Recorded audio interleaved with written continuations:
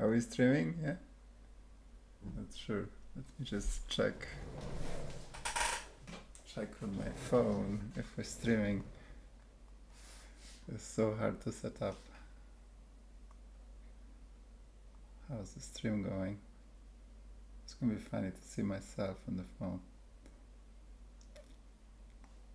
Live. Oh.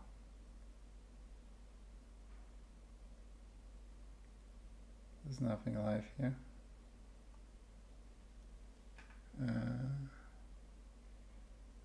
Says it's streaming. So I don't know why is it not showing.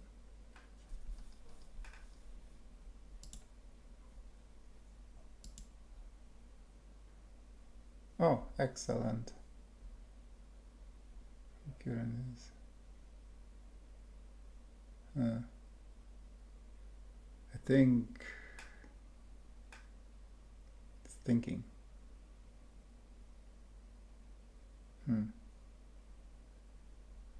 What is the story with this?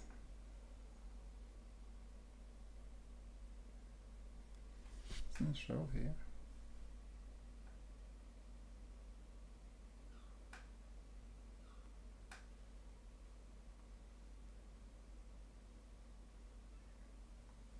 Why doesn't it show? I don't know. It should be showing.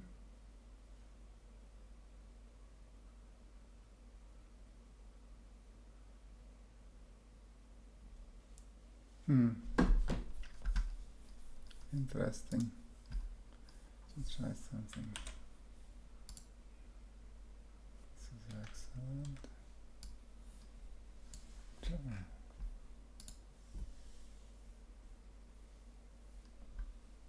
Content. It is there.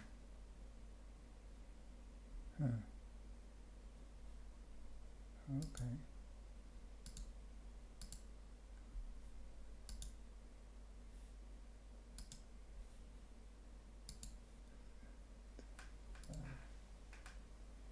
It is there.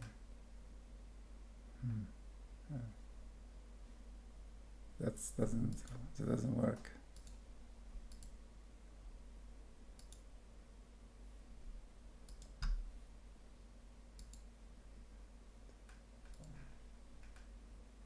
It is there. That doesn't work. Oh, there is a huge delay I can see. Okay. Let's see how much delay I have.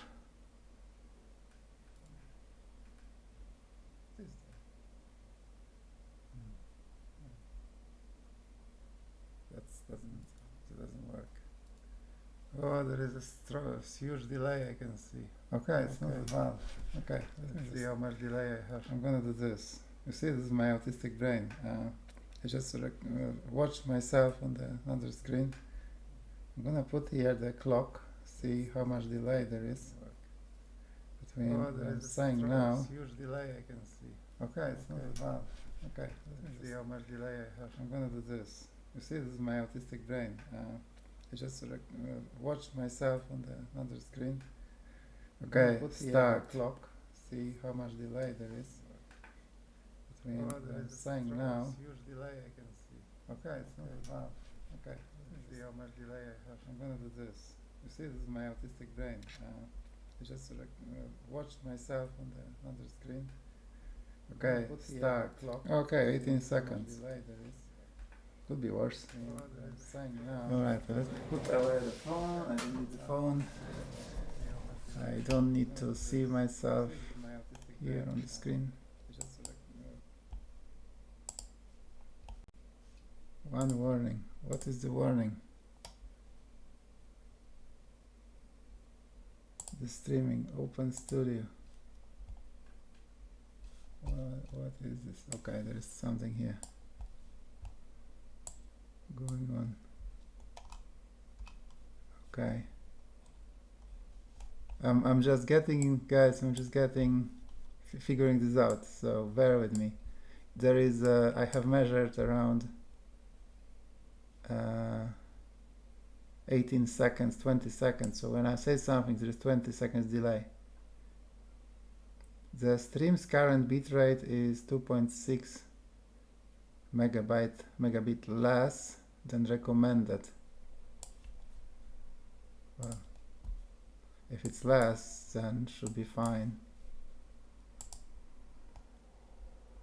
Okay, let's leave this. I trust that this works. I can see I have 2 viewers. Let me try chat. Hello guys. Does this work? Okay, and how is this one different? It's the same one. Okay, cool. All right, so it's kind of weird. I'm talking to people with 20 seconds delay. There is some people, but I don't see you. I don't know who you are. You're just watching me. It's like watching over my shoulder. I have asked ChatGPT to create README, okay? And that's a funny story, actually. That's a funny story because what I did was I shared with ChatGPT my life story, my autism ADHD story, my CV, some story of my projects, without, of course, any unnecessary details, but yeah, like technologically. And yeah, so this is cool. I posted this on LinkedIn as my previous post, and this is actually I laugh at it. I just wanted to share with you because creativity of AI can be inspiring. So let's see what it says just quickly.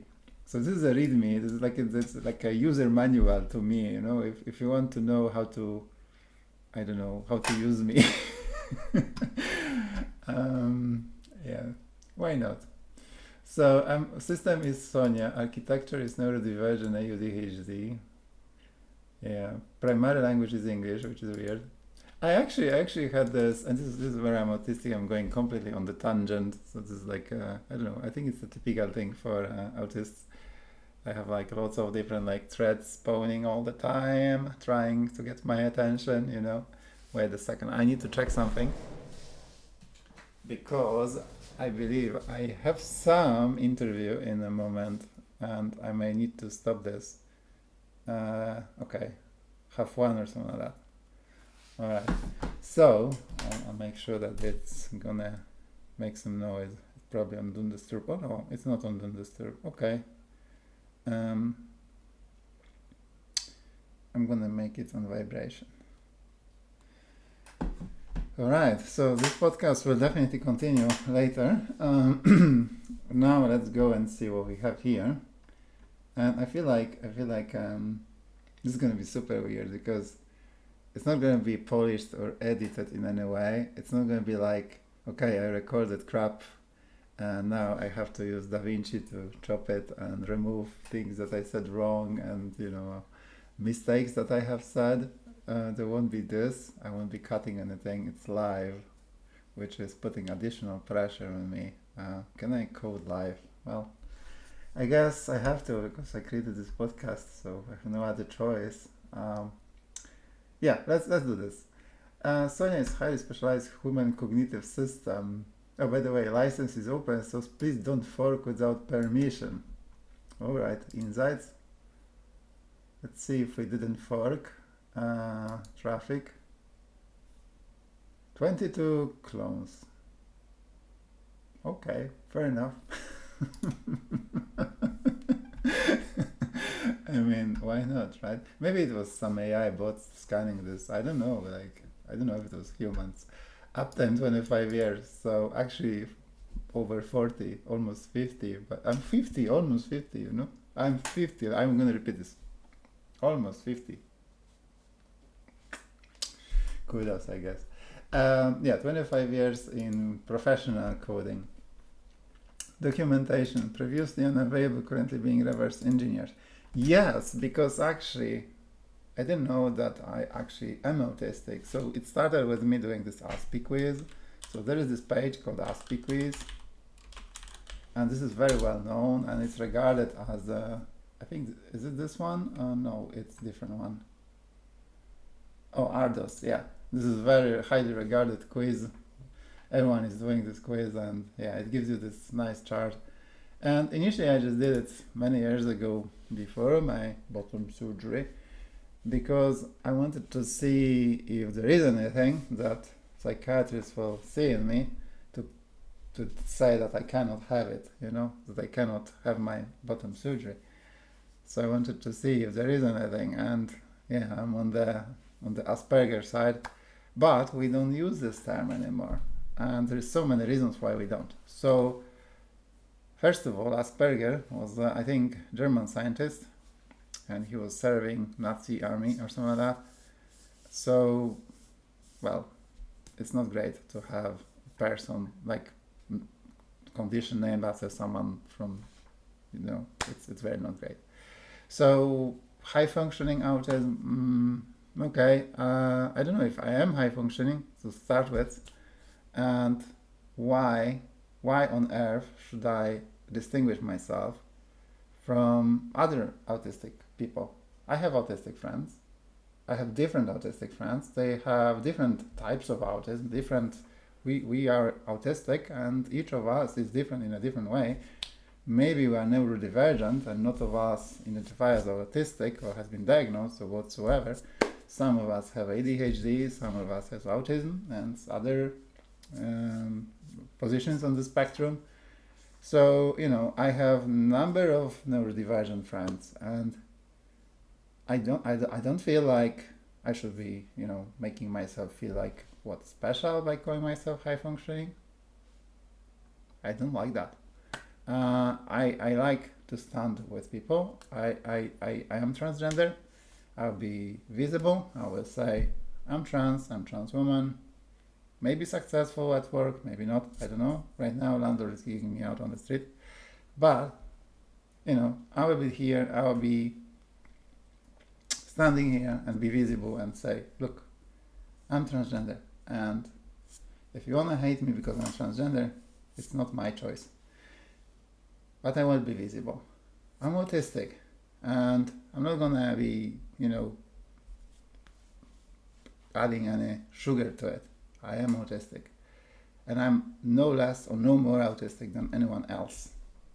I reject you know, the phrase like profound autism. We don't want to we don't want to divide our community. We don't want to create a division.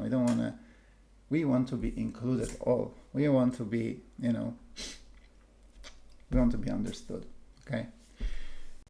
So I wasn't sure if I have autism, but after deeper analysis, I came to the conclusion that I definitely do have autism based on everything that happened in my life. I don't have money or any intention or getting any diagnosis, because that is completely not needed. I have some white papers, I'm not sure where, some jobs, bookmarks, oh, maybe reading list. I think it's on reading list. Oh yeah, I have those. Yeah, so yeah, brain scans reveal how people with autistic traits connect differently. Neuroscience news perspective, talent in autism. There's some white papers here from, I think, Columbia University. Well, I won't be boring with you with this, because this is obviously, you know, different topic. We're supposed to do here code engineering. Oh, cool! I have some viewers. So let's do at the Sonia code at the beginning, because code engineering. Let's start with my own code. So yeah, I'm an autist, I'm an ADHD, and I'm an engineer. So let's engineer Sonia. Let's engineer myself. Why should I not, right? Because I like debugging. I don't necessarily love when things don't work, and I kind of hate when I get a segmentation fault. But the first impression for me is like, oh my god, how am I going to debug that? But yeah, at the end of the day, troubleshooting and digging in the detail is what I do, what my autistic brain does. When there is a curious issue, it's like everything that is curious for me is like a black hole. It's called hyperfocus. We autists and ADHDers have that. So when something is drawing our attention, it's like the world doesn't exist anymore. Okay, and it's true. It's like I can work like 14 hours and not eat anything. I used to, like in my 20s, I used to work on this. I show you what I worked on. That's another symptom of autism, and I will not help. You know, I'm going to switch the context, I'm going to switch the thread, I'm going to go here, I'm going to show you what I worked on when I was in my 20s, okay? So I work on this game development library for a company called Interactive Vision. There was this number of games developed for it, like for example, Airlines 2. Oh, here we go, that's the game. And if you want to know actually this anti-aliased lines, they actually have a piece of code in this library. The whole library is by me. It was like little contributions from others. I was encouraging people to contribute, but they had projects to work on. They had games, like for example, the game like here.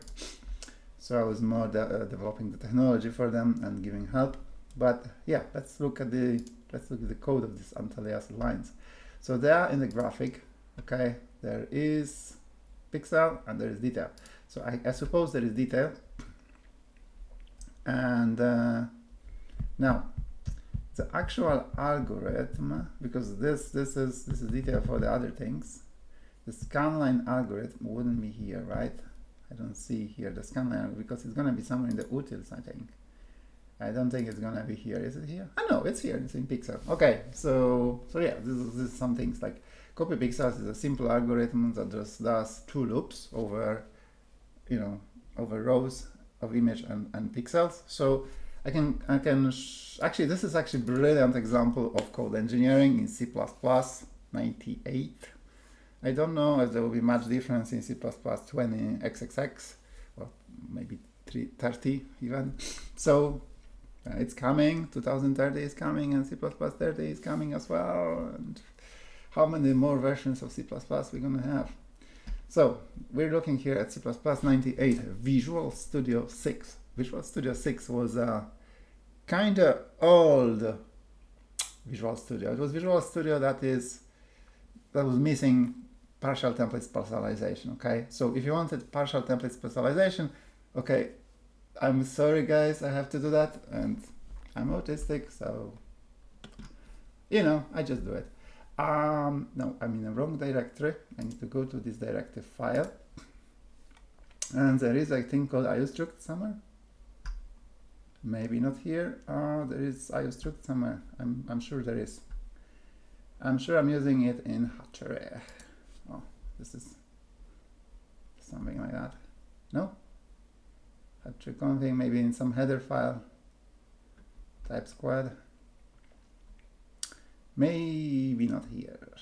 Yeah, it's hard to find something in GitHub. It's possible that this file could have been developed by someone else actually.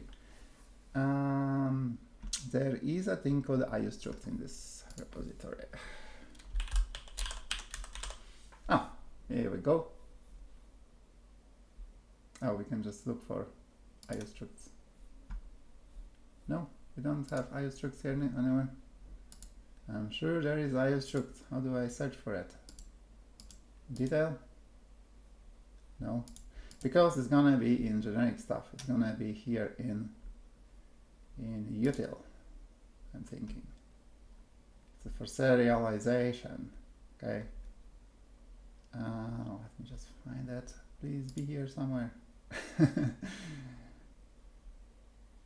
No, I can't find it. This is the thing. I can't find those. Oh, here we go. Here we go. Here it is. I didn't lie. I never do. I'm autistic. I cannot lie. I have been proven in test. I had an alternative psychiatric assessment done for my bottom surgery because Mr. Paul Moran in Irish Clinic, okay, he would not allow me to have my surgeries, and I would not be able to be a woman, However, I don't care about Paul Moran. We don't like him in transgender community here in Ireland. We really don't, and we like calling out his name, because our transgender healthcare here in Ireland is really, really, really bad because of him and the whole system that is set up. So you would not like to know what kind of question he asks me. during initial assessment. Okay, so any type, right? So what is IOStruct? I'm just thinking, where can I see a use of it? Can I see a use of IOStruct somewhere? Let me just duplicate this card. Let's find the use of it. Will I be able to click on something like this? Oh, there is. Look at this. It's here. Oh, so this is how you use it, right? This is brilliant. This is like nowadays you have all this metadata in C++. You can actually introspect into classes.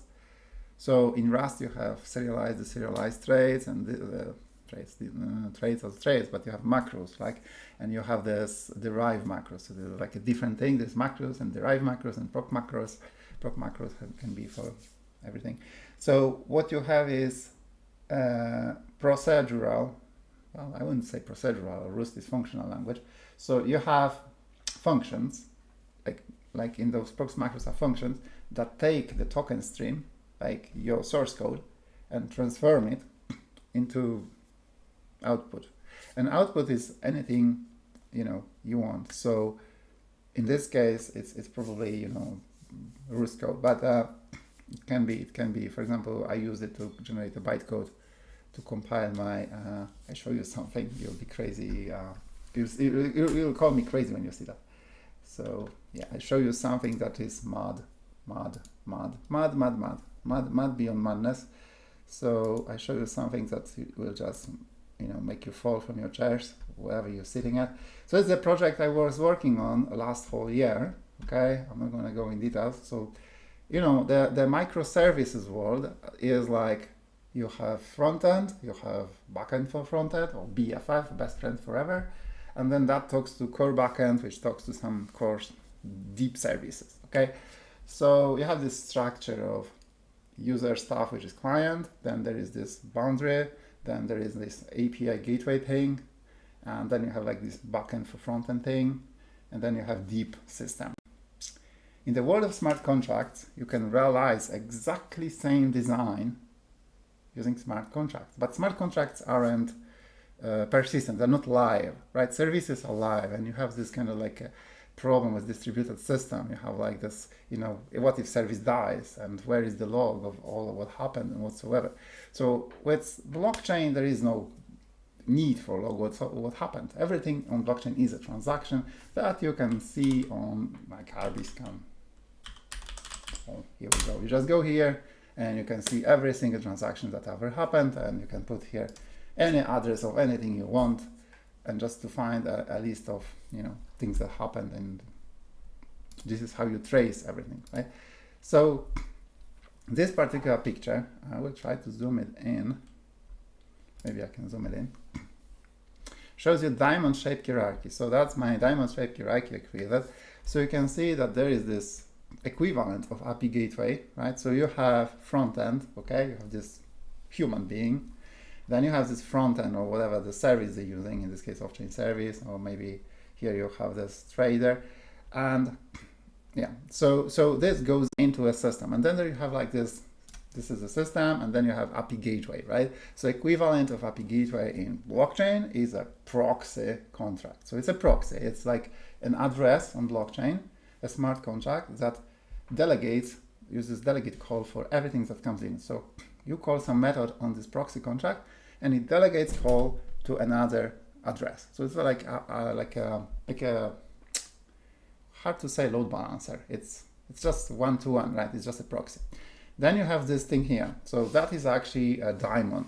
What daemon is, it is like an API gateway. So it receives the API call, and it says this method, this method, this method, this method. And what it will do, it will decide which service this will go to, okay? And using another delegate call. So delegate call to those other smart contracts. And then those other smart contracts are those deeper services, right? So basically, user calls a method on the proxy forwards it to an implementation of a daemon, and daemon then dispatches across different subcontracts, and then they execute. Now, why is it a daemon? because the state itself is shared across those contracts. If they didn't share the state, it's like your services, right? Your deep services, they have to share database access. Okay, they don't need to access database directly. They can have another service to access database. I've seen a system where there was a separate service, deeper service, that all those services were talking to, and that service was providing database access. So yeah, but this database is a shared resource for distributed services. On blockchain, there is no such thing as database. On blockchain, there is blockchain, there is slots, and those slots live in smart contracts. Or shall I say, every smart contract that you deploy on blockchain gets a storage allocated for that smart contract. So smart contract is a list of methods, an address, right? So it's like class. So yeah, like class in C++. So class in C++, it just given class, list of methods, right? Methods have some addresses in memory where they are loaded, but basically you can treat them as like hash of a function name or something like that, right? So each method can be identified, then that class can be instantiated, so you have an instance of that class. So this is what happens when you deploy a smart contract. When you deploy a smart contract, it gets its address. So when you create an instance of a class, you get its address on memory, right? When you deploy a service, it has its IP address, right? So it's the same thing, different, I don't know, underlying platform, right? So whether you are deploying a class into your memory and that's just simply running a program, or whether you are deploying a microservice to a host and that has some IP address, or whether you're just deploying smart contract and it gets its, Ethereum address, same thing, okay? Now, so they exist in some space where they're deployed, and that space has storage. There's always storage associated with wherever you're deploying. So a class that you're instantiating takes some memory. It's the struct that it is, the class defines some structure of some variables, some member fields. Those get into memory, usually local memory of a computer. When you deploy a distributed system, there is, of course, some local memory, there is some cache, there is some database, right? So that serves as memory for this service. In case of smart contract, what serves as memory for a smart contract is slots on Ethereum blockchain allocated for this particular smart contract deployment. So when smart contract is deployed, it gets an address. Under this address, there is storage allocated associated with it, and it gets some slots, okay? Now, in order for this, these are different smart contracts, so each of them gets different storage.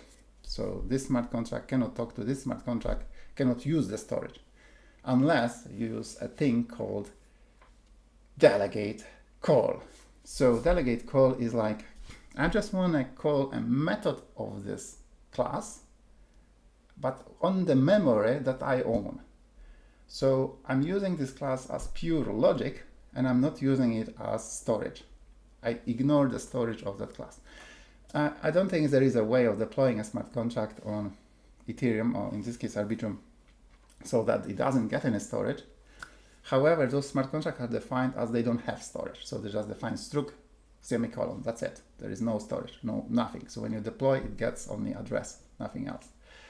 The storage slots are synthetically created, and because I'm using delegate call, this storage is shared. So if this gate contract is proxying to Castle, and then Castle is proxying to Guildmaster, then Guildmaster sees some data in those slots, the same data that, for example, Factor will see, right? Because we're using only methods, and the storage is called keep in this case, right?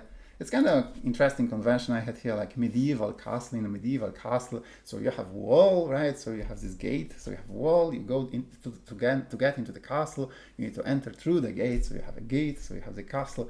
Then inside the castle you have those NPCs, so these are the smart contracts representing certain interaction, right? So for example, Factor was in medieval times a person who you'd be dealing with Factor to make transactions, trading. And then there is this keep, so there's like a main place where everything is, the gold is stored and so on. Okay, so that's enough about this diamond design. Why did I go there? I don't remember. That's my autism. Now let's go back to what are we doing here? I'm gonna show you actually. Sorry for this. Oh, I have lots of viewers. Look at that. I'm gonna go to my Visual Studio now. Again, my autism, sorry. You need to forgive me. Oh, there's nothing to forgive. I'm autistic, okay? You just get used to it. So, here's my private poker contracts. Guess what? Also diamond. I forgot, I skipped the proxy. This diamond is much simpler. It's hard-coded diamond. I decided and quite interesting fact, this is Codex. And what I did here was I had some smart contracts. I had started some structure for the diamond. And then I thought, Codex can do it for me, right? I can just ask Codex, hey, Codex, I need to split this into separate smart contracts. I need it to be diamond. Can you do this for me? And I was like scratching my head. Will Codex be smart enough to know what I mean by this? How will Codex create this diamond-shaped hierarchy for me? Because there was not a single example in this code base of doing that. So how did it happen, right? It was successful. I had to correct exactly nothing. So let's look at those smart contracts, and you'll be surprised what we did, okay? I would have to go to GitHub, Git history to show you the state before and state after. Maybe I will, I don't know. Let's do the code first. So private poker contracts, okay? So private poker contracts is my repository, which is imperfect protocol. It's not published as public, but I'm showing it in the video briefly, okay, just to give you some insight into the design. So in common, you have, for example, lobby, right? And you can see it says storage. So these smart contracts are written in Rust. There is no solidity here, okay? Solidity, go away. We don't like solidity, right? Anyway, I like Rust, okay? Solidity, okay, I'm okay with solidity, but I like Rust. So yeah, I like Rust Stylus a lot. Rust Stylus is so cool to work with. It's first of all, it's no STD. So yeah, there is no sexually transmitted diseases here. There is only pure Rust code. That's it. Okay, you can use some libraries, but there will be some drawback to it. I show you all the deployment process. Yes, let me do that. So let me show you now first the structs. So we have this table player, table, lobby. Okay, so what's the story here? So I probably have this inherited from C++ C structure of structuring code, because you see this sits in this and this sits in this. So it's like the thing that is inside is defined before the thing that contains it, right? So because C requires that, okay, or you need to use forward declarations, but I do the same in Rust because this is how my brain works. My brain works in C++ way. My brain works in Rust way. Yeah, Rust is like one-to-one mapping. I don't have to think. It's like the thoughts are in my head, the thoughts are in the code. And that's it. And I don't have to worry about lifetimes. That's important. We're gonna go to lifetime at some moment, but lifetimes don't exist in Rust Stylus. This problem doesn't exist here completely. It's, well, a little bit, but mostly doesn't exist because in Rust Stylus, well, it's blockchain. Everything is by value. You know, you're just using move semantics all the time, because in Rust everything is move. You just take something, you take it and move it. You know, you don't copy it, you just move it. So let's see here. So what are we having here? What I was going to say? I was going to show you the main entry point of everything. Oh, I'm showing you solidity. That's solidity. And yeah, there's some structs here as well, because we're using them in some places, I guess. Are we? Let me just check. Oh, here we go. So the solidity starts here. This is the block. And because those interfaces are needed, so it's kind of funny how Rust Stylus works, okay? And I'm going to show you maybe on the code example. So in order to realize diamond, I need to have one smart contract invoking a method using perhaps delegate call on another smart contract. But the way this delegate call works is you need an interface to that other contract, right? You need an interface, you need some kind of header file. So the way you do it in Rust Stylus, you actually define solidity stuff, okay? You could potentially do the same thing using those kind of definitions like this, but I'm not aware of this. I'm just using this sol macro, and these are the interfaces that are generated. However, I don't actually need to type this, not because I have AI, but I can just use the Rust Stylus comes with AB export, and that command produces that. Okay, so for every smart contract you can do AB export and then copy paste and put it here, and then you get all those definitions. You won't get probably the structs, and you won't get the events defined. Okay, but yeah, so this is basically the ABI for our inter-smart contract calls, right? So as I said, we're using diamond-shaped hierarchy here in Rust Stylus, and we need those Solidity interface definitions. So actually I prefer it in Solidity, right? So here we have storage, and storage is something that you know, is used by those smart contracts. So we have Poker account, private Poker account storage, right? Where you have player account, which is this one. So again, this one is inside of this one, so it's defined before. I'm going to show you the lobby, okay? So these are maybe less important right now. Just going to show you lobby. So here's the lobby, and yeah, so lobby is inside of, okay, so main lobby. Okay, so that will be the starting point, I think, for all this. Yes, that will be the starting point. So main lobby, and then inside of main lobby you have number of lobbies, and each lobby has a number of tables, and each table has number of players, and each player has all this data. Okay, so that's the storage. That's a very simple storage structure. And this storage structure, or this whole thing, okay, just takes some slots on EVM, okay? So this is Rust Stylus, so it's actually compiled into WebAssembly, and it runs on WebAssembly VM inside Arbitrum blockchain. So Arbitrum uses WebAssembly VM and not EVM, although it supports EVM, okay? So let's see how those how this main lobby is used. How do we get there? So this is our data structure, right? So the definition of how data looks like on blockchain in those slots that are shared using the delegation. And then we have contracts here in this folder, contracts, okay? And for example, let's see lobby. What can lobby do? Lobby provides some methods, okay? So this is private poker lobby. So how do we define a smart contract in Rust Stylus?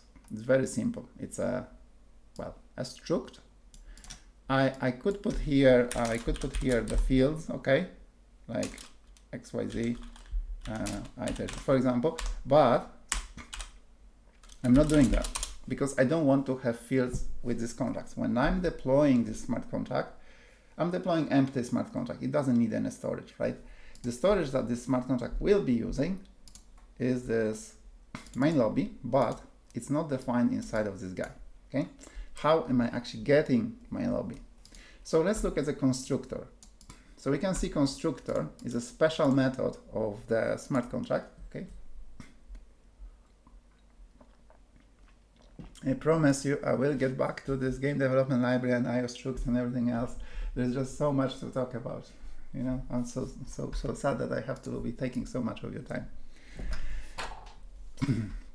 So constructor, so we can see here constructor takes an address of the owner, so that's just my design decision, and owner is kind of fully decentralized applications do not have owners. Contracts should not have owners, so you know, I should just deploy and revoke ownership afterwards, and no one owns the contract. Contracts owns itself, that's it. This way no one can change it, no one can touch it, it's deployed, that's it, everyone trusts it now. So what we have here is main lobby storage slot is a main lobby, and we can see the type of it is main lobby, so the type of it is this guy, and because type of it is this guy, we can access those fields, kind of, right? But you can see that there is a field called owner, which is storage address, okay? So all those fields have this storage prefix. So there's a storage address, storage vec, storage map. It's not vec, it's storage vec. It's not map, it's storage map. So what are those storage things? So they're special. There are slots on EVM, right? So there are slots on EVM, on blockchain.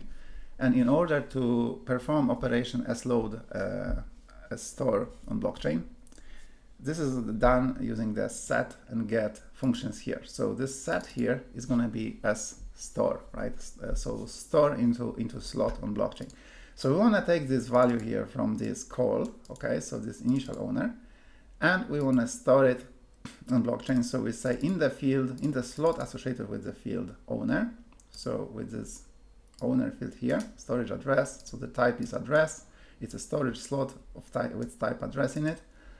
We want to set this, so we want to do store of initial owner of this address. So this is the address, and the address is stored into the slot, this owner, right? So this is what we do in a constructor. And for example, set chip token. That's some method that allows administrator, right, to set what is the address of the chips token.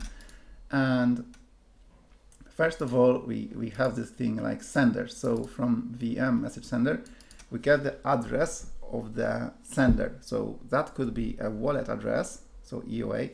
So that is wallet address. So if I'm performing the operation, I could do it from command line, or if I had a UI from browser, I could use wallet or something. So it compares this address of mine with lobby owner here, right? So the get here will, again, you see we did owner set, now we're doing owner get. So this is sload. So we are performing sload on the slot owner and comparing it with message sender. Okay, so if the message sender, so if it isn't something you can set, the message sender is something that automatically figured out from your wallet address, right? So if your wallet address, so we know the wallet address because when you make a transaction on blockchain, it applies to Rust Stylus, it applies to Arbitrum, it applies to every blockchain, EVM compatible blockchain. So you interact with Rust Stylus smart contracts with Arbitrum, you interact using standard EVM calls from the outside. So you sign the transaction. So your signature, okay, you have to use private key to sign the transaction. And your address is there as well. So then what the blockchain nodes will do, they will compare if the signature, okay, matches the transaction, the data in the transaction, but also will check your public key, okay, right? So the signature is checked against your public key, right? So you sign with your private key and the signature is checked against your public key. And the public key is then converted to 20 bytes and it is message sender, okay? So if you're signing a transaction, you're signing with private key, okay? Your public key and your wallet address, they can be derived from each other, right? So you can derive wallet address from public key. Now, this is how blockchain can compare, can figure this out, can tell you who is the message sender, and then we can compare it here. Okay, so the next thing is we set this slot chip token, which is this slot here. All right, so we can see this mine lobby storage slot again. What was that? Because I didn't explain it, right? So we got this type mine lobby from somewhere. But I don't know where we got the storage slot. It's not a field of this lobby. It's a special thing. So it's a workaround I took from, there is a project, Open Zeppelin, Rust Stylus. Okay, so normally all the smart contracts, the base classes, or whatever we call it, interfaces and the implementations are done by Open Zeppelin, and you can include them in your Solidity project. But in Rust Stylus, there is this project Open Zeppelin for Rust Stylus, and the project using this project causes your smart contracts to bloat in size of a code. So I'm not using it because I have my own code takes a lot of space in smart contract, and I cannot be bloating the size of my smart contract. The size of smart contracts is limited to 24 kilobytes, so I cannot be just bloating it. So I need to just gut out from this Open Zeppelin only bits that I needed, and this is what I did. So you can see the storage slot is called storage slot get slot, and this particular thing is from Open Zeppelin. It's a copy, like literally copy paste, bang, I have a file. However, I did some little changes here and there, There's a little bit of a crafting here and there because we have to do like some cargo tone, to some tinkering with those options and so on to make it work. Because you see, common is a library, and then as a library it has to have features. Then depending on the feature, then we need to use those features here. So for example, this, you see export ABI, and then you see private with debug, test, and blah blah blah. So depending how you want to build, if you want to do tests, if you want to build smart contract, if you want to export ABI, these are different targets. Then you enable those features, because otherwise it will not compatible. Yeah, so I can just show you the difference, I think, because depending on depending on configuration, the way this VM is defined, the VM struct, if it is, I can see if config is not WASM and not, no, this is or. So if it's neither WASM and not export, or what is this? Why is it so like this? Any. So if it's either this or this, okay. So opposite will be and. So it's neither. So if it's neither WASM 32 and not export ABI, then this is what we're gonna use. If it is either WASM 32 or it is export ABI, then I think this is the one we use. If I'm not confused. Yeah, I don't know. My mind is now. If it says any, then it means one of those. Okay, so that's simple. If it's either this or this. Either this or this. Okay, and not any means neither this, neither this. Okay, so yeah, fine. So either and neither. Yeah, so this is how this works. Now let me show you how smart contracts get called over delegate call. Maybe not sure if this is going to be here somewhere. Maybe there is some call here. So a lot of this code was generated by this guy here when I said, hey, I have this code, I want you to split it into pieces, I want to add a few more smart contracts. So I will be now having a little difficulty navigating, but I'll find it anyway. Trust me. Oh, there is diamond. So that's going to be top level diamond. And here we go. So we have to have this thing here, delegate call somewhere. I believe we do, right? So it actually, I like how Codex did it, because I would probably be lazy and just paste all of this. I would paste all of this directly in here. I don't know. I would just be lazy, But yeah, that's definitely a better way of doing it. So we have this fallback. Now we create selectors. So selector is 4 bytes. You see first 4 bytes of call data. So, well, for those of you who don't understand blockchain, it will be a lot to talk about. Yeah. How do I show you example? I don't know. Yeah, I don't know. I need to think about it. So you have, like, to make a call on blockchain, you need to encode using ABI the call data. So you need to encode the name, the method, right? The name and arguments. Okay, it needs to be encoded. And the first 4 bytes of this binary string, which are usually presented in hex because it's all transmitted in text, so it's hex. So the first 4 bytes, not of hex, but first 4 bytes or binary bytes after the coding hex. This is the signature of the function, and it includes parameter types. So the signal, it's a hash of the function. So you can't actually figure out what is the name of a function from just a hash, because it's just binary hash. But this is this hash. This is called selector, and based on this selector, okay, we select which facet, okay, of this diamond we want to select. So the facets are those account, cashier, chips, Han, lobby, spectators. Well, I think table. So those are the facets, and then we do facet for select. So we have this binary, 4 bytes, and we have this, okay, and we can select one of those facets depending on selector. Now, so this is a nice way that Codex did it for us. So we have here this binary for bytes, and then we delegate them to this facet kind for selector, which will scan all functions. Okay, so we have, these are all the functions. So we can see these functions exist here in common, in lobby, or you see this whole Solidity thing. So you have this sol macro, you have all these interfaces. So for each function like this, when you compile, you actually get something like this. You get like this iPrivate poker lobby facet set chip token. Okay, so you have something like that when you compile this, right?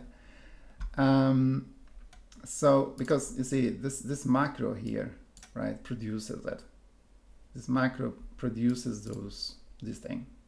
So this is like Solidity interface, and once this is imported into this private poker diamond, which it is, you see here, you can use it, and then you see the interface has defined those things, and for each of those methods here, you will have a selector. You see there is a selector.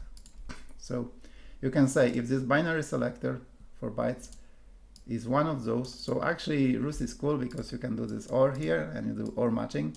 So you don't have to have a case for each case. You can just have one case matching multiple patterns. So if by any chance you're extracting some arguments, all patterns have to contain them. So if there was some parameter x, all of the matched patterns in this single case have to have this x. You know, maybe there will be a case for this later. So yeah, so this is the case where we say it is a lobby if the selector says if it's one of those methods. It will be a table if it's one of those methods. It will be a hand if it's one of those methods. It will be a spectate if it's one of those methods. If it's a count when it's one of those. Cashier if it's one of those, and so on. And I'm not claiming these are the best design because again I asked Codex to do it, so I'll have to hand review it by myself at some stage. But at this stage I just wanted to have a quick MVP, so I just wanted to make this boom deployed and running. Right, so this is my diamond thing, and when we select the kind, so this is the coolness of Rust enums, although these are just flat enums, as you can see. They don't really have, you see, they're just flat enums.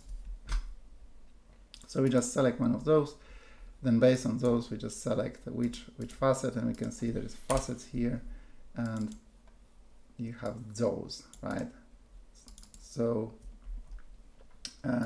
yeah, it's actually, Codex actually defined this truth afterwards, which is legal in Rust, but yeah, I would define it before, because I use it here, so I would define it before. So for each of those facets, so for each smart contracts that are here in this contract directory, I actually, when I deploy Diamond, I tell, you see, all the owners, all the addresses of those smart contracts are passed into Constructors. So what happens is deployment is deploying those facets, and then is deploying Diamond and telling Diamond the addresses of those facets. And I have made the Codex to, you know, do those deployment scripts for me because, again, why not? And I have here the deploy private poker shell, okay, and you can see deploy private poker core, and that is this guy. And we have here all the scripts here, and the script here, the deploy private poker core. It's a bash script. It uses, right, more bash scripts here, capture deployment, deploy constructed. Here we go, deploy constructed. And here we do cargo stylus deploy, okay? We do cargo stylus deploy. We also do cargo stylus check to build the contracts. That's kind of funny because there is no cargo stylus build, I suppose. There's only cargo stylus check and cargo stylus deploy. And because these contracts are organized in this way, its check is gonna be kind of failing. So because the binary will actually go to this target folder, and it's expecting the binary to be inside target folder inside of this folder. So it's kind of like Rust Stylus. in this version it's kind of buggy in this way, but yeah, I tried to use newer Rust Stylus and it didn't work for me, so I don't know. So yeah, so what we do here is just cargo stylus deploy some parameter, some private key. Ta-da! You will never know what my private key is. I'm not gonna share it with you. Okay, so you know, all these parameters, right? So when that happens, we get the address of each. You can see the address of each is captured. This thing is doing that, so it's using some more bash script. You see, so we're using this, then T, then parse deployment address, another function. Look how beautiful Codex is. It's just doing all the work for me. I don't even know what it's doing. So we use awk. Look at that. We use awk to capture this line, a line that matches. So what awk is command line tool. It's very old. We say the field, so that is separator. So we want to split output with colon. I usually put quotes around, just without the quotes.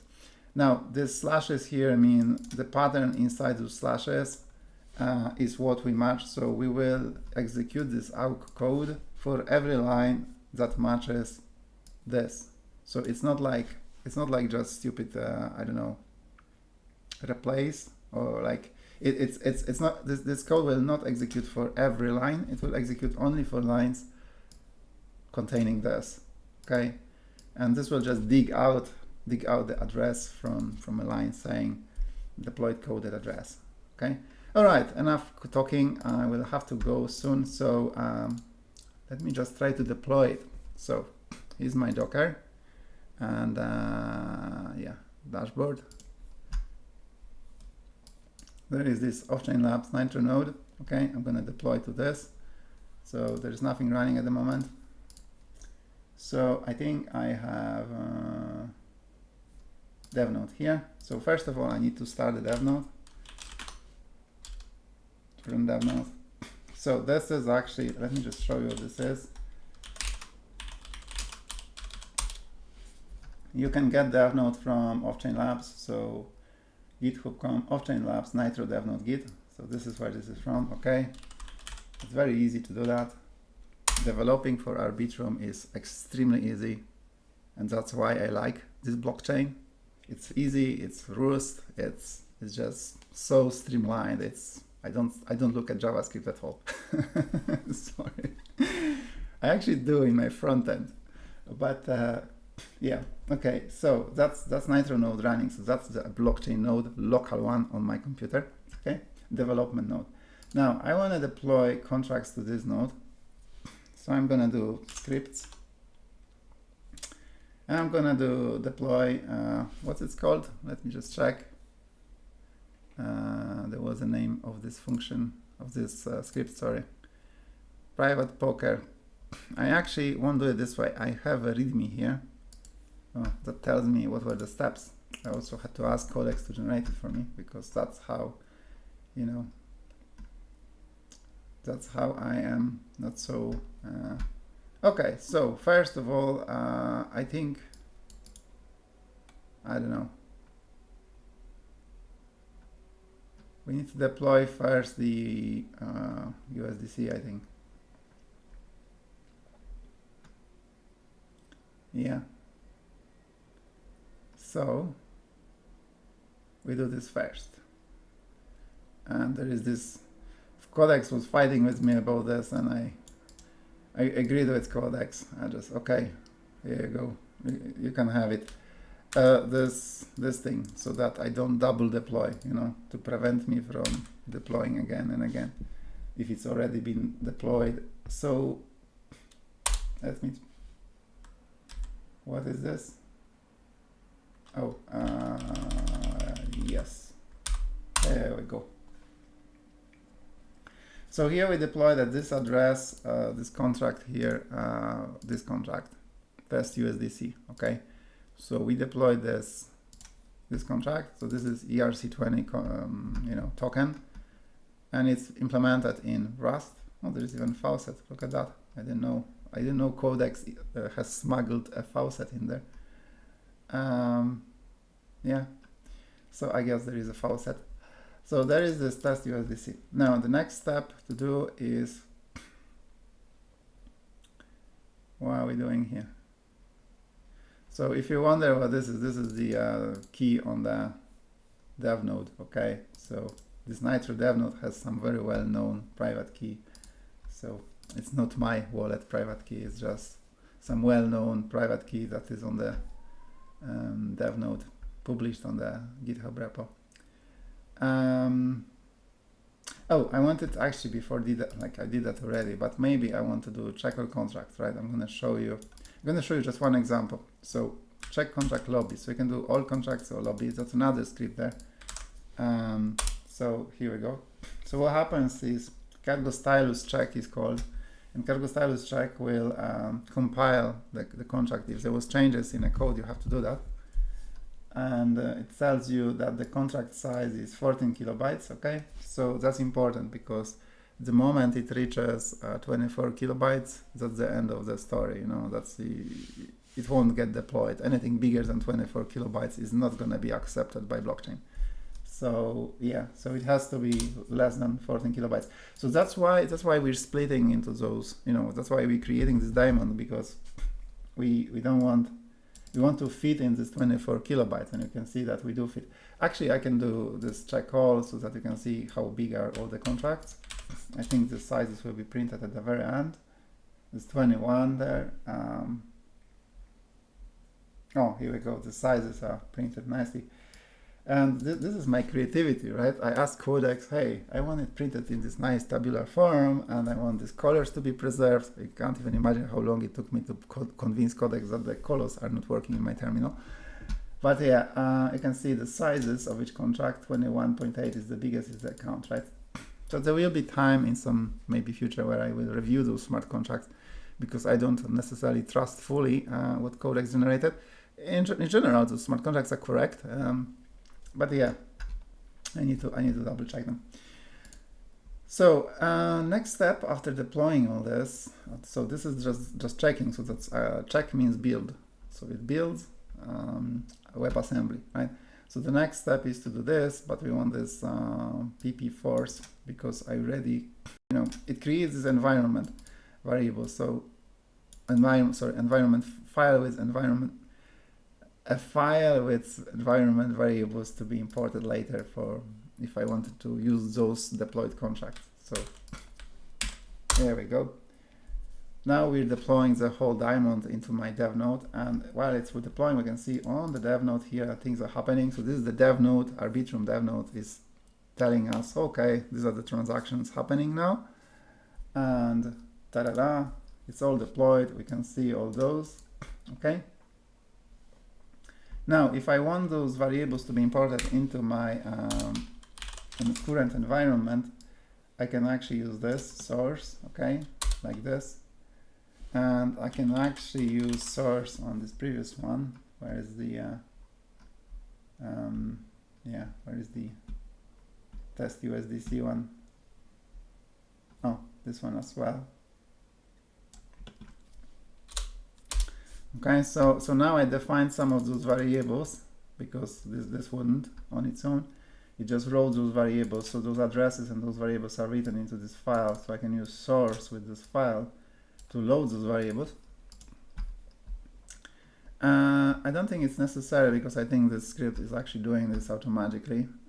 Codex have been doing good mind guessing from what I need to do, right? So Codex was like reading my mind and, hey Sonia, I'm gonna do this for you. And sometimes it was like, I'm not entirely sure if I agree with Codex is trying to do, but I mean, I'll think whether it is something I want to do in a moment later. I don't know, I'm developing MVP. I don't care that much if it is so correct. And most importantly, I will check it by testing it, okay? So the next thing is you send some, okay, so you do this, you call a method add lobby on the private poker lobby. So on this address, so this is the address, and here we go, we can create a lobby. We create Texas Hold'em, right? So if I was to run application now, there will be no lobbies.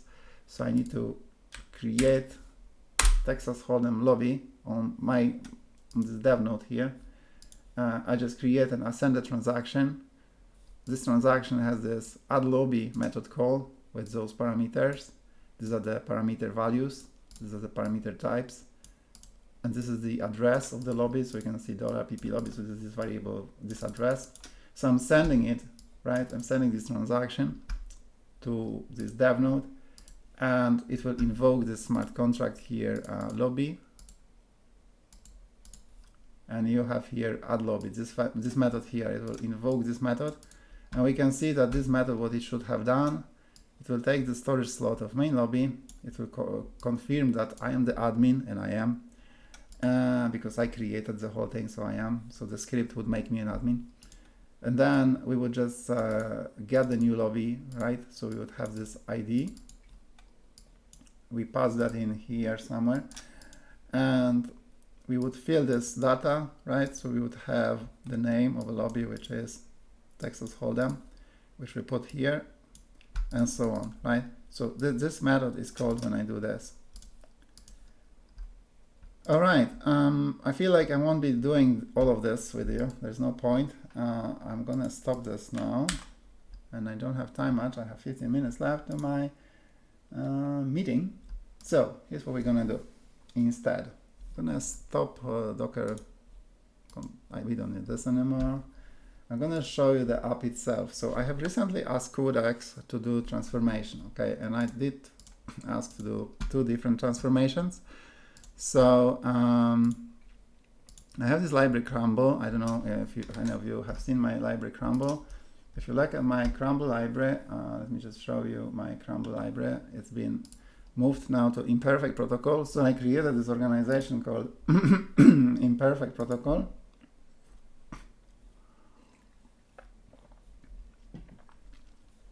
I have this private version of Crumble with some updates that I'm not sharing publicly. So the public version of Crumble is available for everyone. There is a YouTube video, Crumble, cryptographic gamble. So Crumble is like a play of words, cryptographic gamble. And I came up with this solution by studying a little bit the BLS cryptography. So that's behind name Shahan. And this solves this problem of mental poker. Is it possible to play fair game of poker over communication channel without trusted third party? So if you're interested, is it possible? Watch the video, look at this Crumble library, whatsoever, you might find it interesting. Now, I took this library and I said to Codex, hey, how about instead of compiling it as WebAssembly, since you are the AI and you can do everything automatically, we just take this Crumble in Rust and turn it into JavaScript. We can do that. And guess what? Codex had no issue doing this, okay? So Codex has converted it into JavaScript, just one-to-one, literally. It's a one-to-one conversion. Every single struct, every single function, like same name, same everything. It's just types are removed. And then recently I said to Codex, hey, I want you to actually convert this JavaScript into TypeScript, okay? So I went a little bit circle, because I should have asked Codex, hey, I have Rust, make it TypeScript, and this is what I'm going to do next, maybe in the next video, because I need to finish now. But I'm going to show you what happened when I asked it to make it a TypeScript, and it took 3 hours. Codex took 3 hours to convert JavaScript into this TypeScript. So I don't trust this TypeScript. I think it's wrong. Codex had to hallucinate those types, because it was JavaScript and it had to hallucinate what will be the new types that we need to introduce here. And it didn't have to do that. If I asked Codex to transform Rust into TypeScript, it would just take the types as is. It wouldn't have to invent them. So that's the thing. But you can see here that Codex have transformed Crumble into TypeScript, and all this thing here happens. Let me just check Poker's. Which one is it? This is the. Yeah, this is the Poker Hunt. Yes, so you have Poker Hunt here. I have submit community cards, for example, or you have, for example, submit shuffle deck, right? So this is one of the methods I have there. And then in Crumble itself, in the lib, you would have Poker Hand, and guess what? Same method, right? Is it shuffle deck, right? So we have submit, here you go, same method. I can even put it side by side and you can see that they should be identical in a way, right? So I don't know, are they identical? You've got player and mask cards, yes. This bit has been somehow changed to something like this.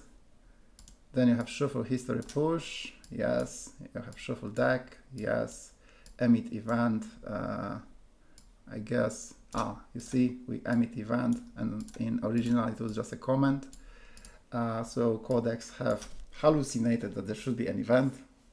Kudos. Reading my mind. And then we have next player, and then we have next player. I mean, right? So who needs to code anymore? If you wonder, this code is original, written in Rust, with these hands, and not a single AI touched it. Okay, so Crumble. Okay, Crumble is, where are you? Crumble, it's gone. Okay, so Crumble has been written by hand. The parts that were AI assisted by Gemini, and Gemini has nicely hallucinated for me implementations for these verifications here, okay, and for some of those BLS stuff. So I had to triple check that, but basically that's what it's saying. Right, so yeah, now we have this JavaScript here. Let's see how this works. Are you not curious? Right? I'm curious because I haven't even tried it. I did it a few weeks ago and I didn't even try it. I don't know, I still run the JavaScript version publicly. So I'm going to do npm run dev, and I am really curious if this still works. You know, we have 10 minutes to check it. So let's check it. Let's check if it works. I need 2 browsers because I'm going to play peer-to-peer with myself. Or maybe some of you want to join and I'm just going to fund you some test token. How about that? Maybe in the next session we can try that. Yeah. So this is safe. You know, I'm not stealing anything from your wallet. You can see the code, I guess. Well, it's on test chain anyway. So localhost and localhost. Ta-da! So we have this Arbitrum Nitro. Now let's check where the address is f66 and this is 8340. Two different addresses. The amount of chips is 190 and sorry, PPDC. So for this purpose, for the testing purpose, you know, people usually say test USDC, TUSDC or something like that. I decided that in private poker everything is PP. So I have private poker dollar coin. It's a private poker dollar coin. And this is what you would get from me if you wanted to join in and help me testing this. And you know, we could play peer-to-peer and see how fun it is if it's working. So this will be your, when it's deployed to mainnet, this will be just USDC, okay? You just come with USDC. Here it's test money, so you need to ask me to give you some test money using this wonderful command line, okay? So let me just sign in. How does sign in look like? So I wanted it to be like Web2 application. So this is a completely Web3 application, but I want the experience to be like, you just log in, that's it. I don't want you to think about it. I don't want you to have any wallet.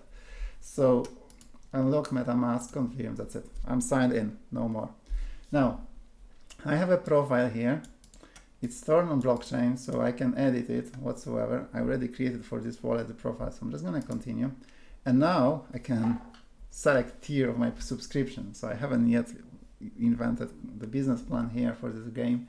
But let's say I'm gonna take 10,000, this option, I'm gonna pay $50 for this option.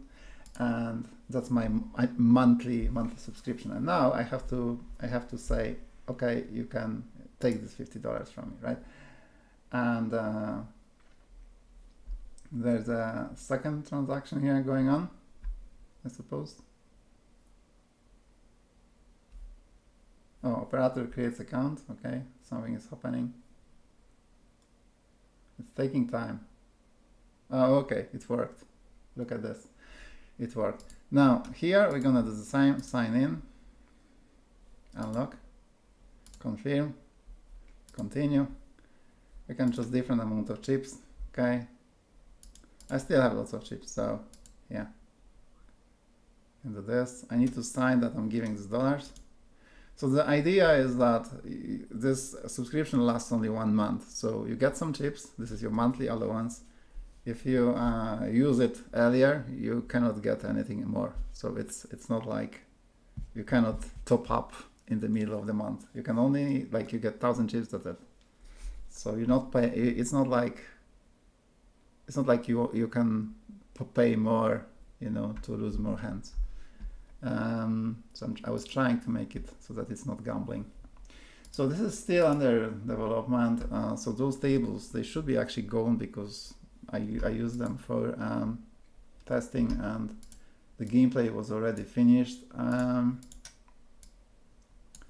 Yeah, but yeah, they're still here. Okay, so what I'm going to show you here is, well, you can create a new table. I'm going to just join any of them. You can see there are 2x2 players. So let's be mushrooms. And what happens here now is we are signaling peer-to-peer network, which is my own invention, peer-to-peer network, by the way.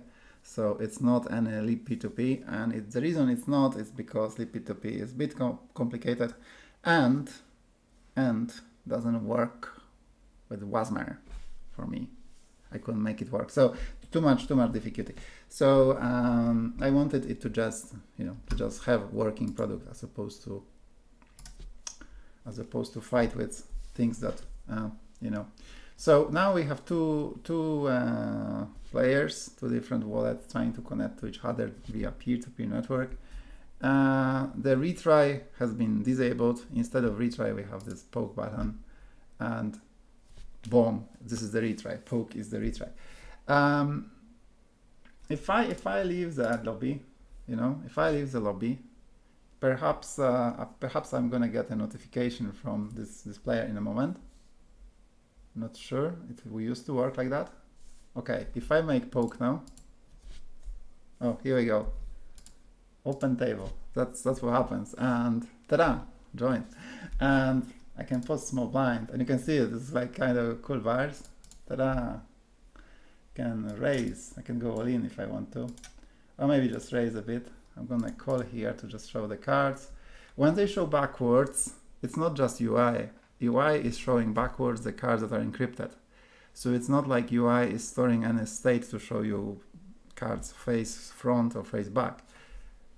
UI just translates the card into the UI graphics, and if the state is an encrypted card, if it's not a specific suit and, you know, whatever it's called, it's showing you this way.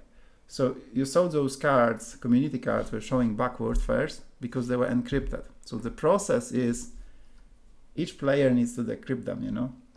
It's kind of funny. So none of these two players know the cards, okay? The cards are unknown to anyone. They are shuffled by both players and they're unknown to everyone. And then I can raise. And then I call. And you can see the card was encrypted and it decrypted itself. And then we can check. I can go and see what happens next. I'm gonna go all in. Why not? Okay, I'm gonna call on 612. It says, okay, there is a synchronization issue. So the part where we resolve who is the winner is done on the UI right now, and it should be done on blockchain. So the part when I'm actually settling the final result of this is a peer-to-peer game. It does not happen on blockchain, but once one player wins, we don't know who wins until blockchain decides. So the final settlement should be done on blockchain, and it's not, and that was the piece of code that I was trying to add maybe later. Okay. All right, we could continue the gameplay, but we won't because I have to go now. And I hope you enjoyed this wonderful, I don't know, stream, right? So see you in a while.